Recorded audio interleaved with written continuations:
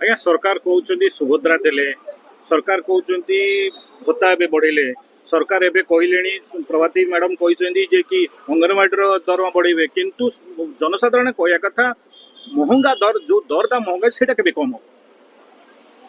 ସବୁ ବଢେଇ ଦଉଛନ୍ତି ଭଲ କଥା। ନିର୍ବାଚନ ପୂର୍ବରୁ କହିଲେ ସୁଭଦ୍ରା ଯୋଜନାରେ 50,000 ଟଙ୍କା ଲୋକଙ୍କ ଖାତାକୁ ଯିବ, ତାକୁ 5,000 ନେଇ ଆଇଲେ।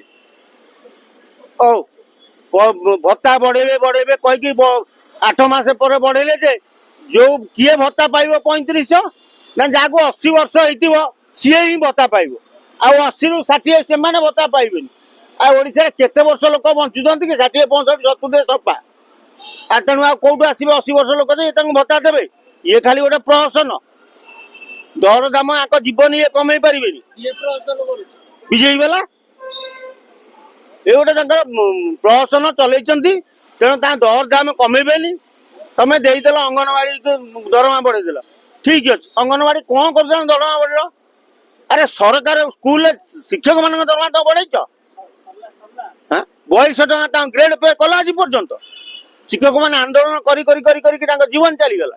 ବହୁ ଶିକ୍ଷକ ସେଇଥିରେ ରିଟାୟାର୍ଡ କରିଗଲେ, ଅବସର ନେଇଗଲେ। କିନ୍ତୁ ଦେଖିଲା ବେଳକୁ ବିଧାୟକଙ୍କ ଦରମା ବଢିଗଲା। ଆରେ ତମେ ବିଧାୟକ କଣ କରୁଛ କି? ହଁ, ସେ 2-4 ଘଣ୍ଟା ବିଧାନସଭା ଯାଉଛ, ତାକୁ ବି ବାଡେଇ ଭାଙ୍ଗି ନଷ୍ଟ କରିଦଉଛ, ବିଧାନସଭା ବନ୍ଦ କରିଦଉଛ। ଲୋକଙ୍କର କୌଣସି କାର୍ଯ୍ୟ ହଉନି, କିନ୍ତୁ ଦେଖିଲା ତମ ଦରମା ବଢିବ। ଆଜ୍ଞା ପିଲାମାନଙ୍କୁ ମଧ୍ୟାହ୍ନ ଭୋଜନରେ କ୍ଷୀର ଦିଆହବ ପିଇବାକୁ। ଭଲ କଥା। ଗାଈ କ୍ଷୀର ଦେବେ ନା ଅମୁଲ କ୍ଷୀର ଦେବେ? ଗାଈ କ୍ଷୀର ଦବା ଦରକାର। ଆମ ତାରା ଭାଇ କହିଥିଲା ଯେ ସରକାରଙ୍କୁ ଯେ ତମେ ଦେଶୀ ଷଣ୍ଡ ଦେଶୀ ଗାଈ ଆଣ, ଦେଶୀ ଗାଈର କ୍ଷୀର ଆଣ। ଆଉ ଇଏ ହାଇବ୍ରିଡ ଗାଈ ସବୁ ସିଆଡୁ ଆଣିକିରି ସେ ଗାଈ କ୍ଷୀର କିଛି ଲାଭ ନାହିଁ, ତାକୁ ପିଇବା ଯାଏ ନ ପିଇବା ସେଇଆ।